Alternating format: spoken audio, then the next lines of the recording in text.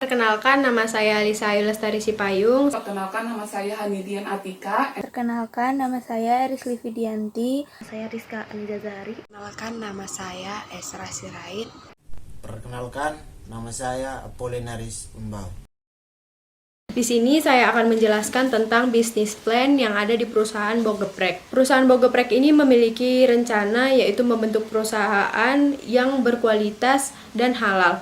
Perusahaan Bogeprek ini sangat menginginkan makanannya berasal dari bahan-bahan yang berkualitas dan higienis.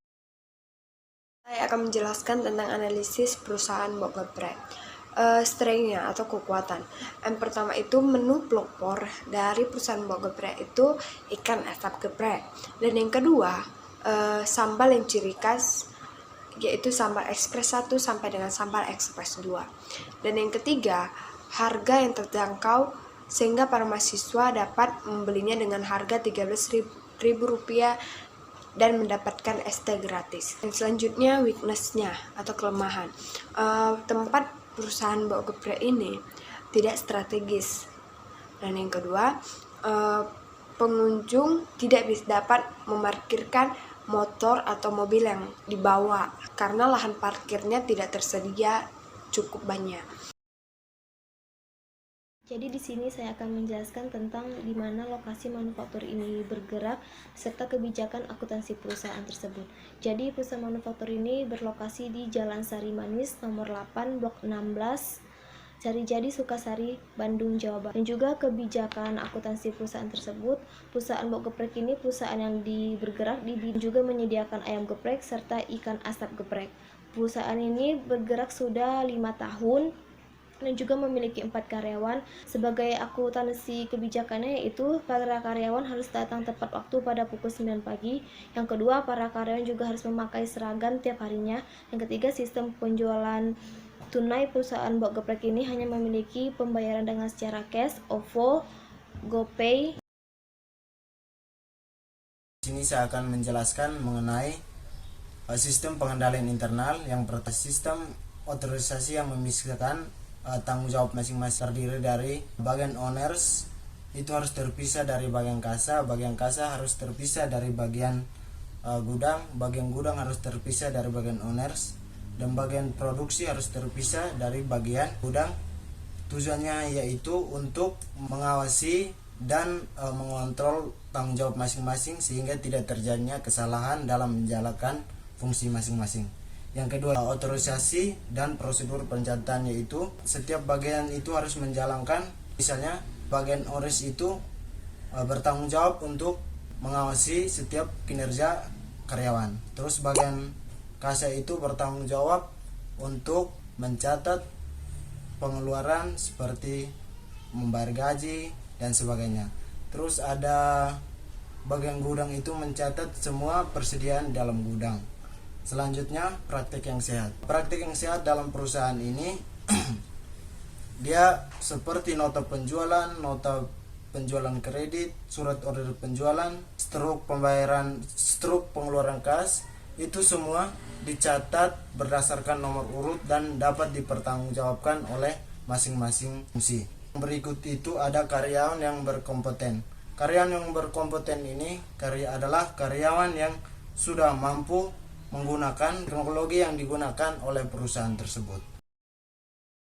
Akuntansi penjualan tunai. Nah, pada sistem akuntansi penjualan tunai kita bisa lihat di sini urutan yang pertama yaitu deskripsi kegiatan. Deskripsi kegiatan dalam sistem akuntansi penjualan tunai yaitu di mana perusahaan sering rutin sekali melakukan sistem akuntansi penjualan tunai, di mana perusahaan baru akan menyerahkan barang apabila pembeli telah membayar terlebih dahulu atas sejumlah barang yang telah dibelinya. Oke teman-teman, kita masuk ke flowchart dari sistem akuntansi penjualan tunai. Di sini ada 4 prosedur. Yang pertama itu adalah prosedur order penjualan. Bisa kita lihat di sini. Bagian yang terkait yaitu bagian pelayan. Jadi bagian pelayan ini menerima order dari pembeli, kemudian dia akan mengisi nota penjualan tunai sebanyak 2 rangkap. Nota penjualan tunai tersebut sebanyak 2 rangkap diserahkan ke bagian produksi dan masuk ke prosedur yang selanjutnya. Prosedur yang selanjutnya yaitu prosedur penyiapan barang. Jadi di bagian produksi ini nanti dia menyiapkan bahan baku, kemudian dia akan mengolah bahan baku menjadi produk jadi. Nota penjualan tunai sebanyak 2 rangkap dan produk jadi nanti kita lihat di sini. Dia akan diserahkan ke prosedur yang selanjutnya, yaitu prosedur penerimaan kas. Nah, di prosedur penerimaan kas ini bagian yang terkait yaitu bagian kasa. Bagian kasa tadi menerima nota penjualan tunai dan barang dari pita kas register. Kemudian dia akan membubuhkan cap lunas pada pita kas register dan nota penjualan tunai. Nah, bisa lihat di sini. Setelah itu tahapan selanjutnya barang dan pita kas register tersebut diserahkan ke pembeli.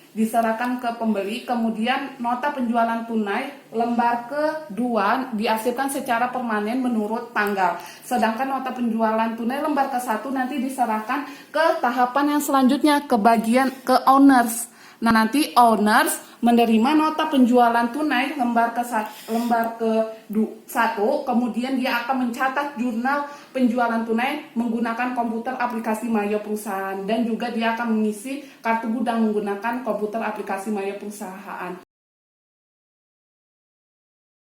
Redesign dari sistem akuntansi penjualan tunai. Yang pertama yaitu kita lihat di sini ada prosedur order penjualan. Kita ganti ada bagian penjualan. Jadi bagian penjualan sama, menerima order dari pembeli, kemudian mengisi nota penjualan tunai, tapi dokumennya lebih banyak, yaitu sebanyak 3 rangkap. Kemudian tahapan selanjutnya yaitu prosedur penerimaan kas. Nah, ini bagian kasa sama seperti tadi.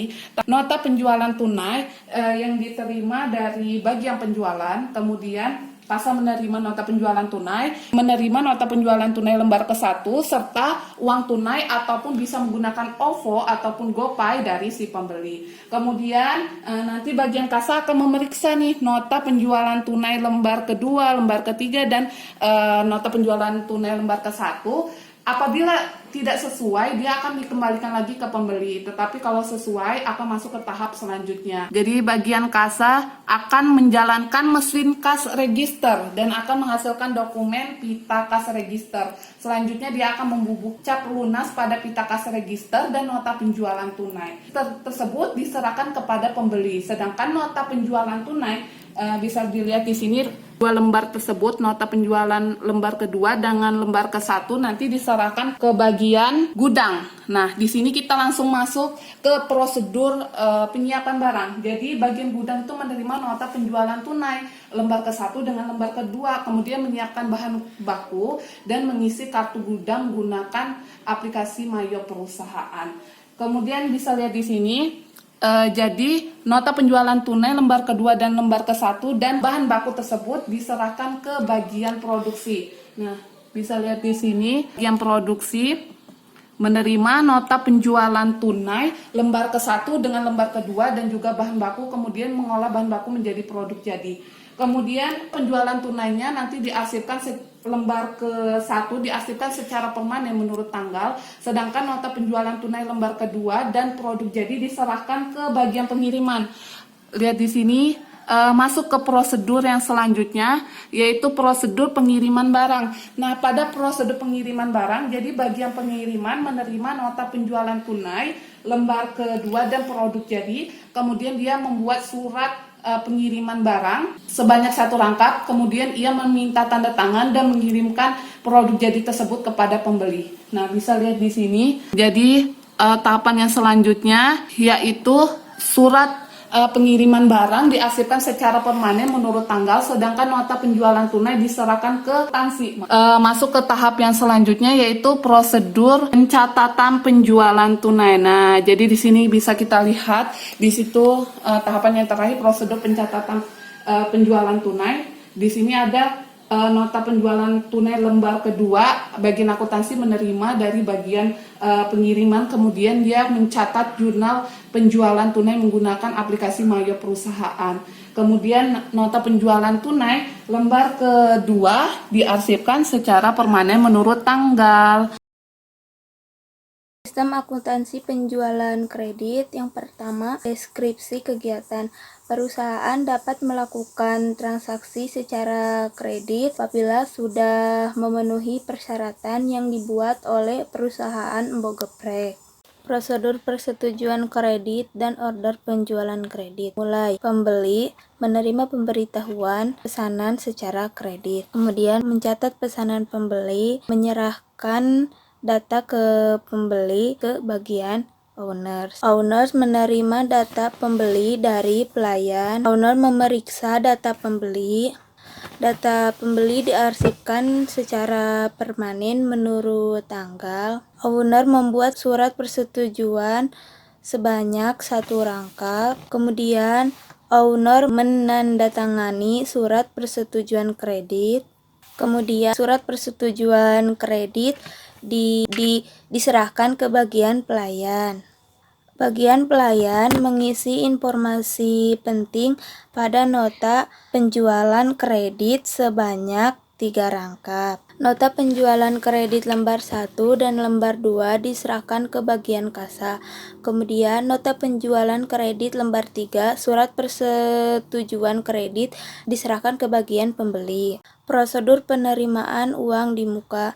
Bagian kasa menerima nota penjualan kredit lembar 1 dan lembar 2 dari bagian pelayan.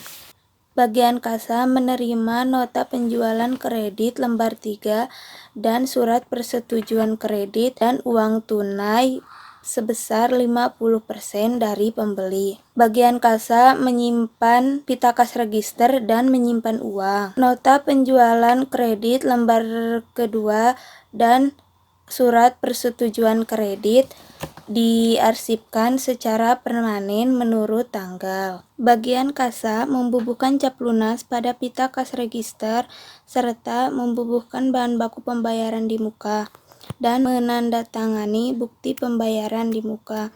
Penjualan kredit lembar 1 dan nota penjualan kredit lembar 3. Nota penjualan kredit lembar 1 dan bukti pembayaran di muka diserahkan ke bagian produksi.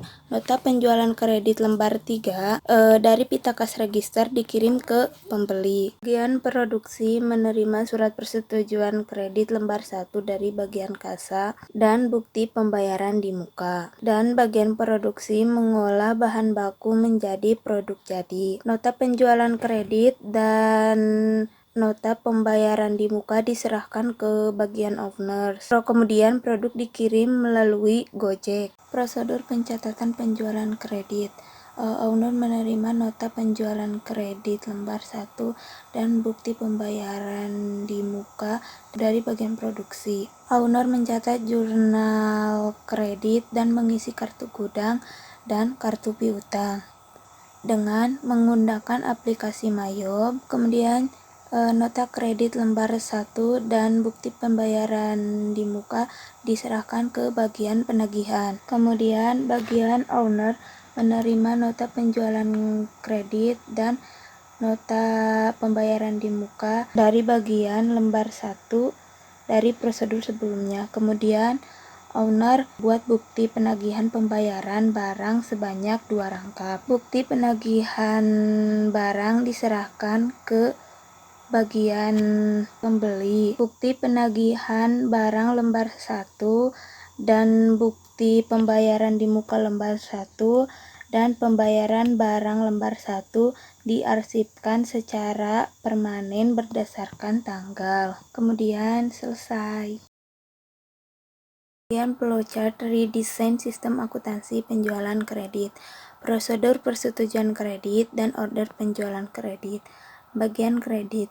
Mulai menerima pemberitahuan order kredit dan menganalisis data pembeli. Kemudian mendata apa yang sudah dibeli. Bagian kredit membuat surat kontrak sebanyak 2 rangkap. Bagian pembeli menandatangani surat kontrak pada pembeli. Data pembeli dan surat kontrak lembar 1 diserahkan ke owners. Surat kontrak lembar 2 diarsipkan secara permanen berdasarkan tanggal. Kemudian owner menerima data pembeli dan surat kontrak lembar 1 dari bagian kredit. Owner memeriksa data pembeli. Data pembeli diarsipkan secara permanen berdasarkan tanggal. Owner membuat surat persetujuan kredit sebanyak 1 rangkap. Kemudian owner menandatangani surat persetujuan dan surat kontrak lembar 1.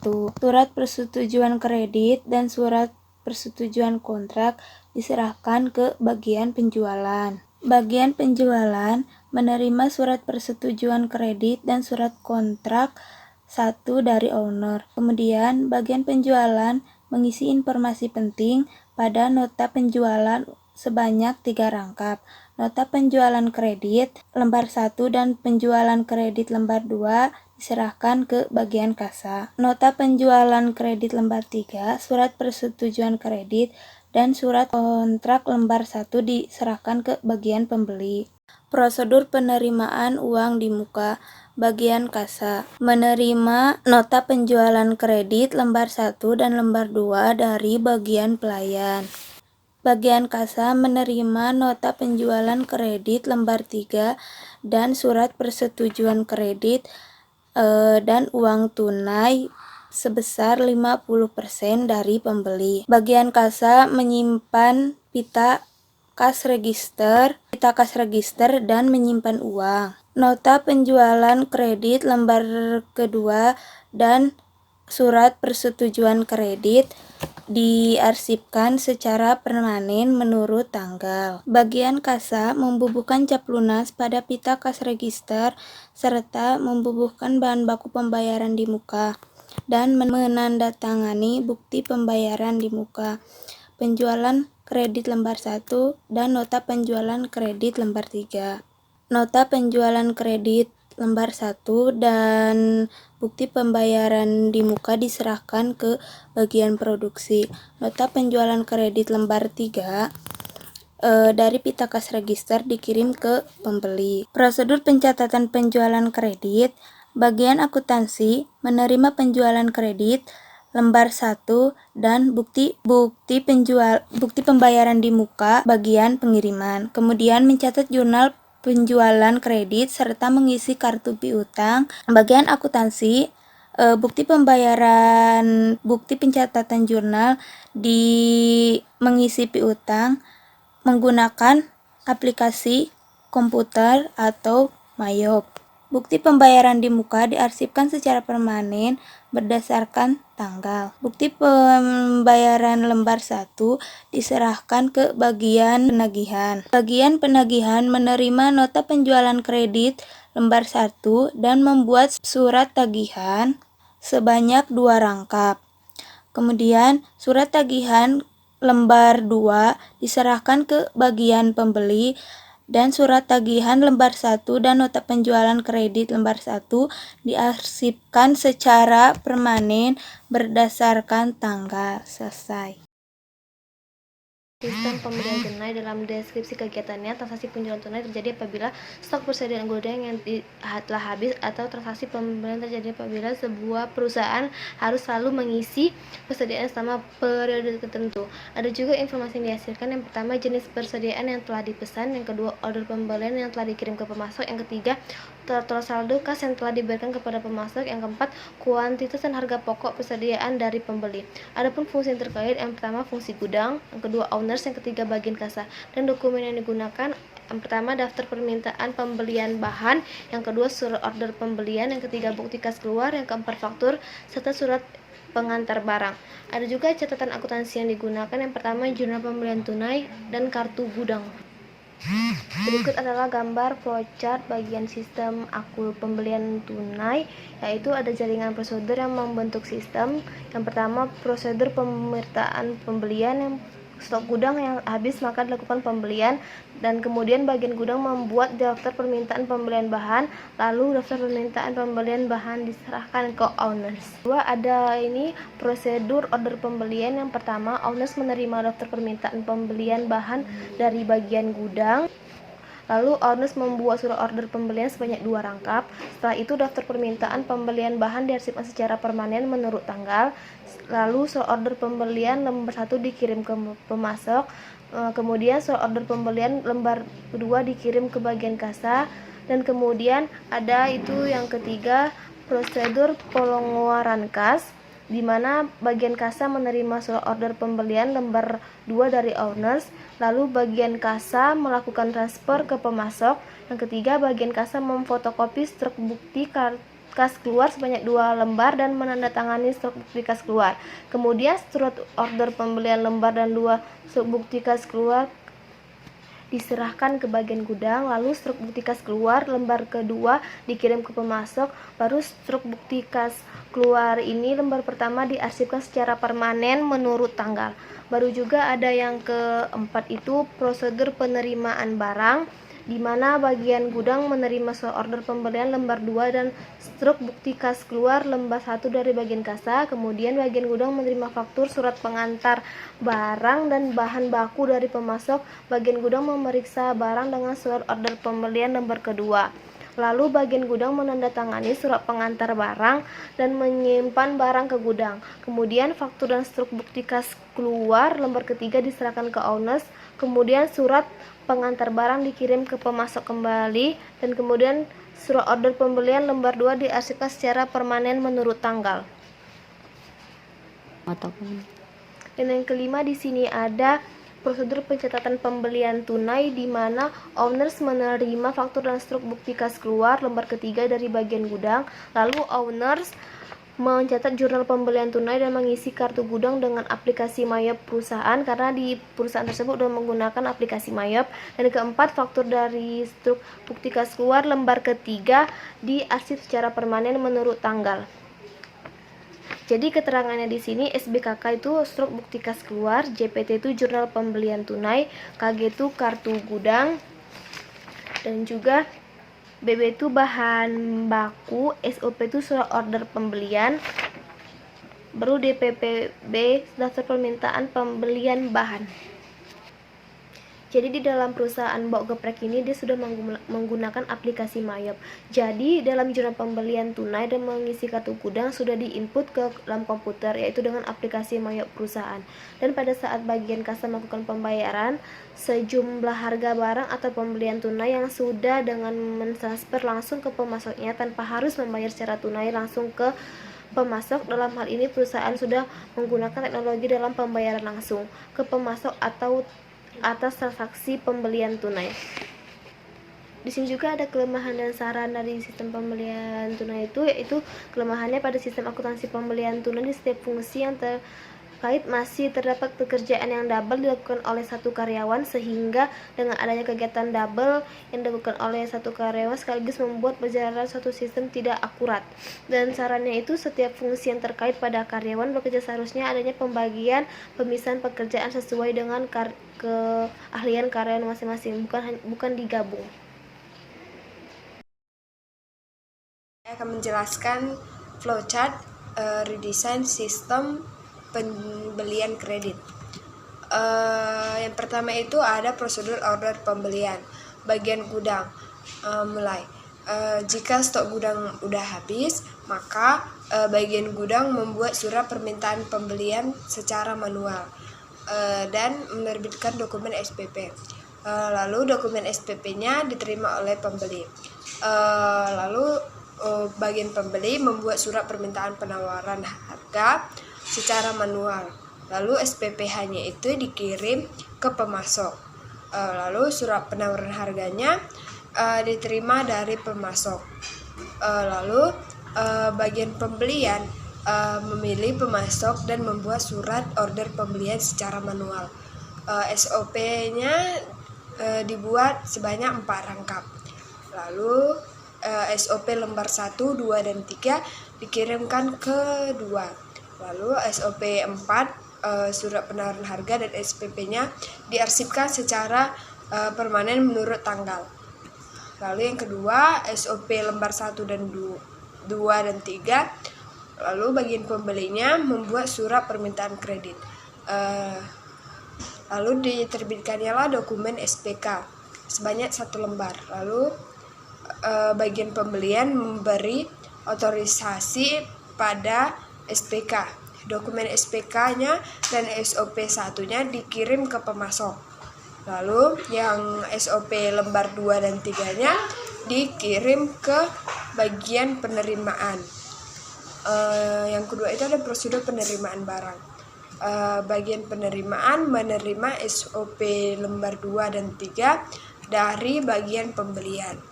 Lalu dari pemasok surat persetujuan kredit, faktur, surat pengantar barang, atau kartu BB. Lalu bagian penerimaan memeriksa barang dengan SOP melalui manual. Lalu SOP-nya lembar 3 diarsipkan secara permanen menurut tanggal. Lalu bagian penerimaan menandatangani surat pengantar barang secara manual. Lalu surat pengantar barangnya dokumennya dikirim ke pemasok. Lalu SOP lembar 2 dan BB-nya dan faktur surat persetujuan kredit dikirimkan ke bagian gudang. Lalu bagian gudang menerima surat kartu BB, SOP lembar 2, faktur, surat persetujuan kredit dari bagian penerimaan. Lalu bagian gudang menyimpan barang ke gudang secara manual. Lalu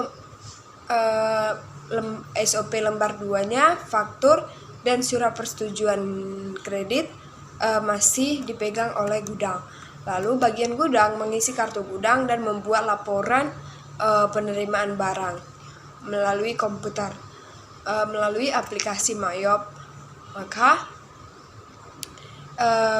kartu kilogram dan dokumen LPB, SOP lembar 2, faktur, surat persetujuan kredit dikirim ke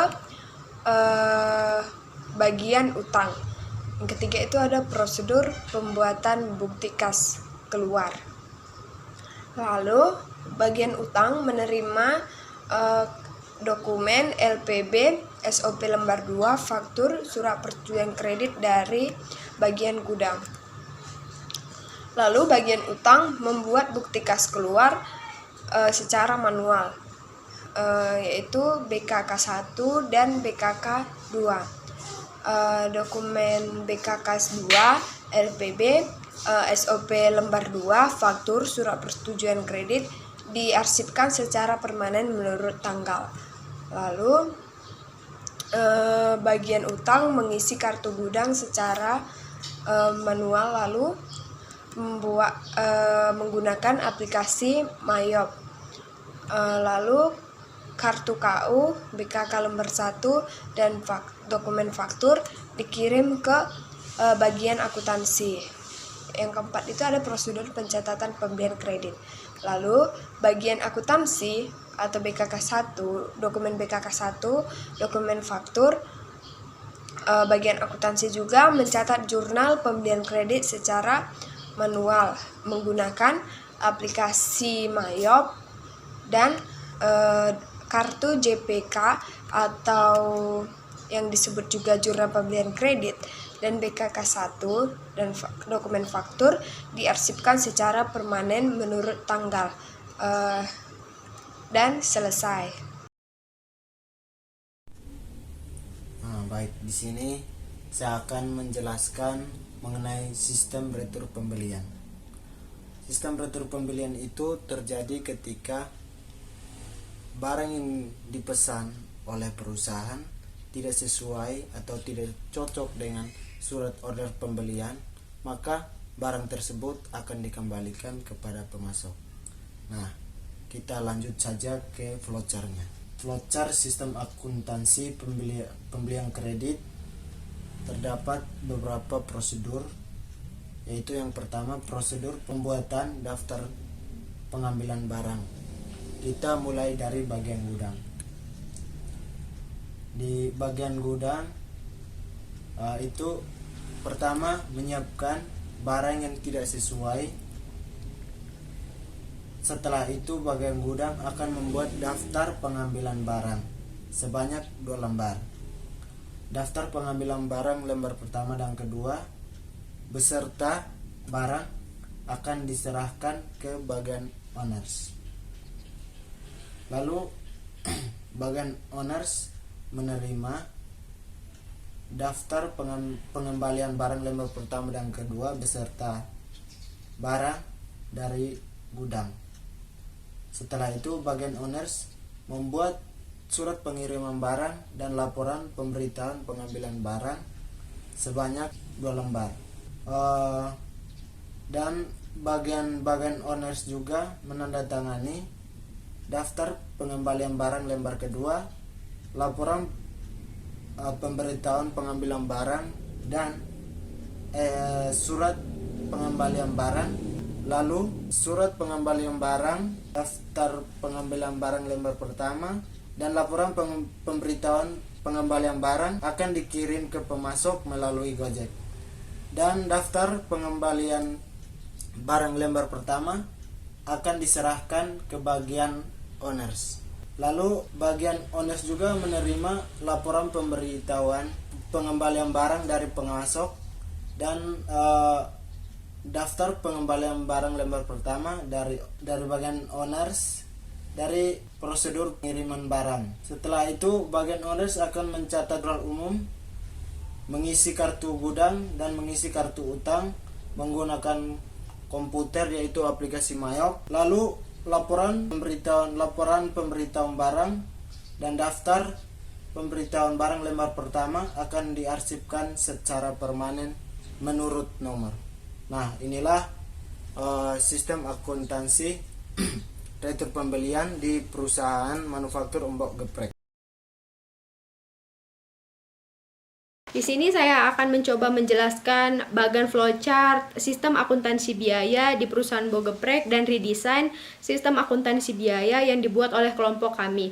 Seperti yang kita ketahui, perusahaan Bogeprek membuat sistem akuntansi biaya yang kurang lengkap dan tidak efisien untuk perusahaan Bogeprek. Dimulai dari prosedur order pemesanan, bagian pelayanan, mulai surat order pembelian yang dari pembeli, kemudian menerima order, mengisi informasi penting pada surat order pembelian. Surat order pembelian kemudian dikirimkan ke bagian owner. Owner membuat daftar kebutuhan bahan, kemudian surat order pembelian dan daftar kebutuhan bahan. Kemudian owner mendandatangani daftar kebutuhan bahan. Daftar kebutuhan bahan dan surat order pembelian dikirimkan ke bagian produksi. Bagian produksi menerima, kemudian bagian produksi memeriksa dan melengkapi informasi penting pada daftar kebutuhan bahan. Surat order pembelian dan daftar kebutuhan bahan dikirimkan ke bagian gudang. Bagian gudang menyiapkan bahan baku yang dibutuhkan. Keluar surat order pembelian, daftar kebutuhan bahan dan bahan baku dikirimkan ke bagian produksi. Bagian produksi menerima. Kemudian bagian produksi mengolah bahan baku menjadi produk jadi. Kemudian daftar kebutuhan bahan, surat order pembelian, produk jadi dan sisa bahan dikirimkan ke bagian gudang. Bagian gudang memeriksa produk jadi dan menyiapkan sisa bahan. Kemudian surat order pembelian diarsipkan secara menurut tanggal. Produk jadi dikirim ke pembeli melalui Gojek. Kemudian daftar kebutuhan bahan dilanjutkan ke owner kembali. Owner mencatat jurnal dan mengisi kartu gudang. Kemudian diinput menggunakan Mayop. Kemudian daftar kebutuhan bahan, jurnal umum, dan kartu gudang. Daftar kebutuhan badan diarsipkan menurut tanggal dan kemudian selesai.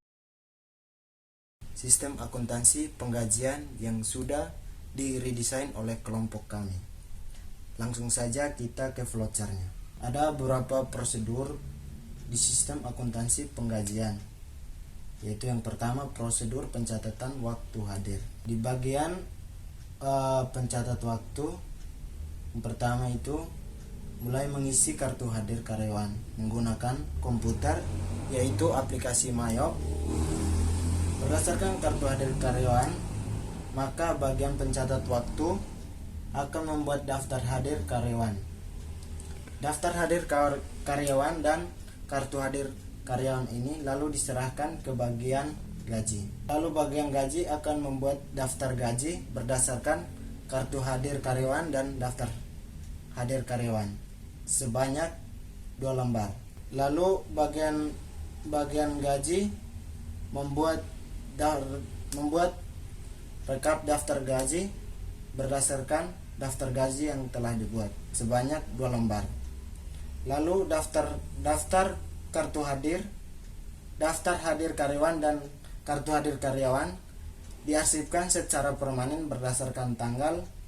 Lalu rekap daftar gaji lembar pertama dan kedua, daftar gaji lembar pertama dan kedua akan diserahkan ke bagian utang. Berdasarkan rekap daftar gaji lembar pertama, rekap daftar gaji lembar kedua, daftar gaji lembar pertama, maka bagian utang akan membuat bukti kas keluar sebanyak 3 lembar. Daftar gaji lembar pertama, daftar gaji lembar kedua, rekap daftar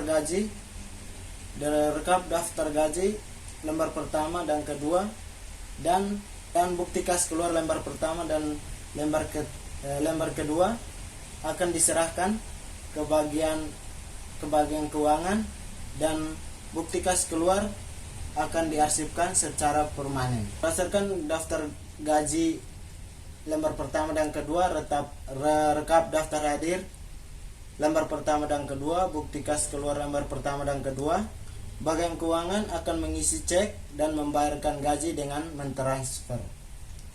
Lalu bagian keuangan akan membubuhkan cap lunas pada bukti kas keluar. Bukti kas keluar lembar pertama, rekap daftar hadir bukti kas keluar lembar kedua, rekap daftar hadir lembar kedua, daftar gaji lembar kedua akan diarsipkan secara permanen berdasarkan tanggal. Lalu daftar gaji lembar pertama, rekap gaji lembar pertama dan bukti kas keluar lembar pertama akan diserahkan ke bagian akuntansi. Berdasarkan bukti kas keluar lembar pertama, rekap daftar gaji lembar pertama dan daftar gaji lembar pertama, maka bagian akuntansi akan mencatat atau membuat jurnal umum menggunakan komputer, yaitu aplikasi Mayop. Dan daftar gaji lembar pertama, rekap daftar gaji lembar pertama, bukti kas keluar lembar pertama akan diarsipkan secara permanen berdasarkan tanggal. Aja ke voucher sistem akuntansi aset tetap. Nah, di sini kita bisa lihat yang pertama itu adalah prosedur persetujuan pemeliharaan aset tetap. Yang pertama mulai yaitu membuat bagian si produksi membuat surat permintaan pemeliharaan aset tetap sebanyak 2 rangkap. Nah, surat tersebut dikirimkan ke owners, kemudian owners nanti kalau menyetujui dia akan memberikan otorisasi. Selanjutnya surat permintaan pemeliharaan aset tetap tersebut sebanyak 2 rangkap masuk ke tahap yang selanjutnya. Kita lihat di sini masuk ke tahapan prosedur pengeluaran barang produksi. Nah, di sini bagian yang terkait yaitu bagian gudang menerima surat permintaan pemeliharaan aset tetap sebanyak 2 rangkap tadi. Kemudian dia membuat bukti pengeluaran peralatan produksi karena mengeluarkan peralatan yang akan diperbaiki. Selanjutnya surat permintaan pemeliharaan aset tetap lembar kedua diarsipkan secara permanen menurut tanggal. Nah, bisa dilihat di sini. Kemudian bagian gudang juga mengisi surat perbaikan peralatan produksi. Kemudian nanti surat permintaan pemeliharaan aset tetap yang lembar ke-1, bukti pengeluaran barang. Kemudian juga di sini ada surat perbaikan, itu nanti diserahkan ke sini. Ke tahapannya selanjutnya ke bagian kasa, yaitu masuk ke prosedur pembayaran di muka. Selanjutnya di sini kita bisa dilihat bahwa bukti pengeluaran peralatan produksi nanti diserahkan ke pihak yang melakukan perbaikan. Selanjutnya masuk ke prosedur yang ketiga, yaitu prosedur pembayaran di muka. Nah, oleh si bagian kasa tadi menerima dokumen-dokumen tadi, yaitu ada bukti pengeluaran, kemudian ada surat permintaan pemeliharaan, terus ada surat perbaikan. Kemudian dia nanti akan melakukan pembayaran di muka. Setelah itu nanti akan diterbitkan bukti pembayaran di muka. Kemudian surat permintaan pemeliharaan aset tetap diarsipkan secara permanen menurut tanggal. Selanjutnya bukti pembayaran di muka, kemudian ada surat perbaikan, dan ada bukti pengeluaran peralatan produksi. Ini nanti akan masuk ke tahapan yang selanjutnya, yaitu ke prosedur pencatatan pemeliharaan aset tetap. Nah, si oleh owners ini dia menerima bukti pembayaran di muka, kemudian